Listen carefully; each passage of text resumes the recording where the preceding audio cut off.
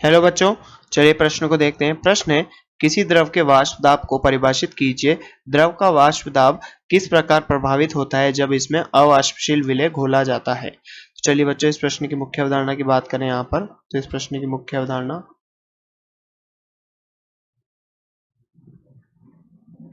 तो बच्चों हम यहाँ पर बात करते हैं वाष्प दाब की, कि वाष्प दाब क्या होता है। बच्चों वाष्प दाब को हम चित्र की सहायता से समझते हैं। तो बच्चों देखो यहाँ पर, जैसे कि ये बंद पात्र है, बंद पात्र, और बच्चों बंद पात्र के अंदर ये शुद्ध विलायक हमने भर रखा है, शुद्ध विलायक। बच्चों क्या है यहाँ पर, शुद्ध विलायक है, शुद्ध विलायक।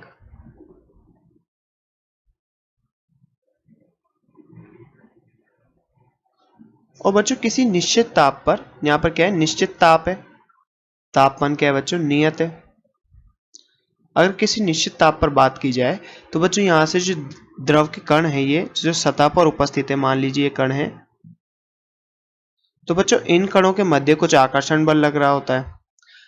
अब सतह पर उपस्थित होने के कारण यहाँ से बच्चों ये ऊर्जा ग्रहण करते हैं, और इनके बीच का जो आकर्षण है, आकर्षण क्या होता है बच्चों, आकर्षण टूटता है, टूटेगा।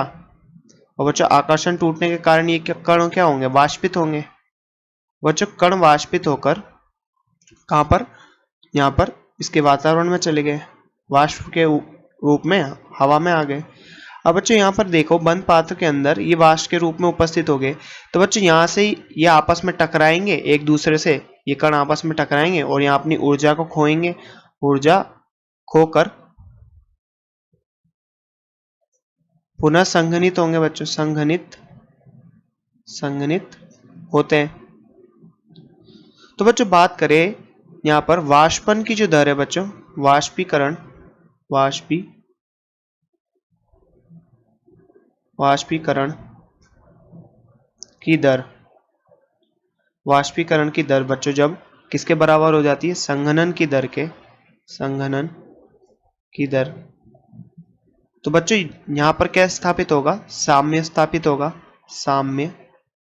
तो बच्चों इस साम्य पर अगर किसी हम बात करें वाष्प दाब की, तो वाष्प दाब क्या होगा, वाष्प दाब। तो बच्चों हम यहाँ पर वाष्प दाब की बात करें, द्रव के कणों द्वारा या फिर वाष्प, वाष्प के कणों द्वारा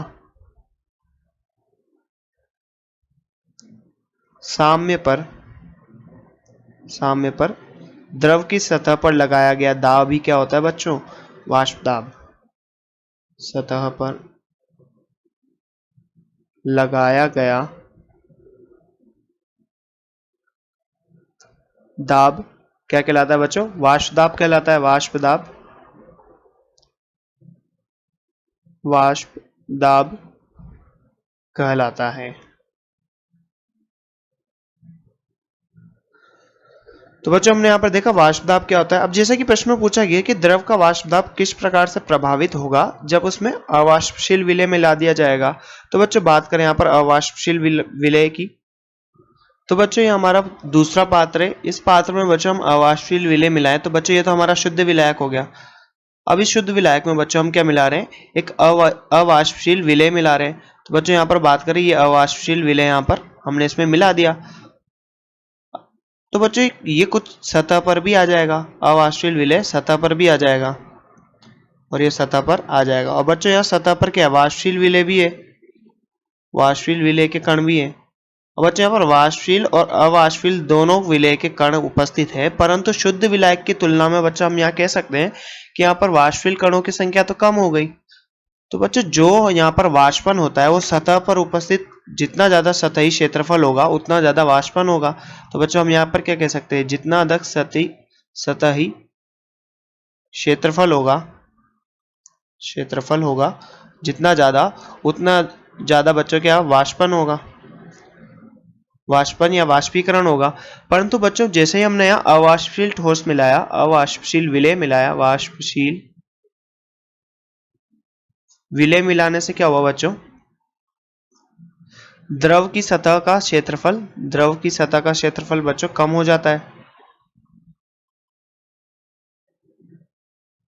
अब बच्चों द्रव की सतह का क्षेत्रफल कम हुआ तो वाष्पीकरण की दर क्या होगी, कम होगी, वाष्पीकरण। तो बच्चों हम कहेंगे क्या, वाष्पीकरण की दर कम होगी।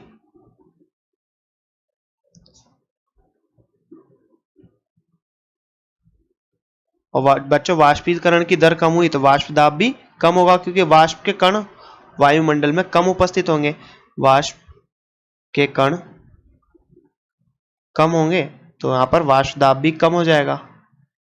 वाष्प दाब कम हो जाएगा। तो बच्चों चित्र में समझते हैं इसको।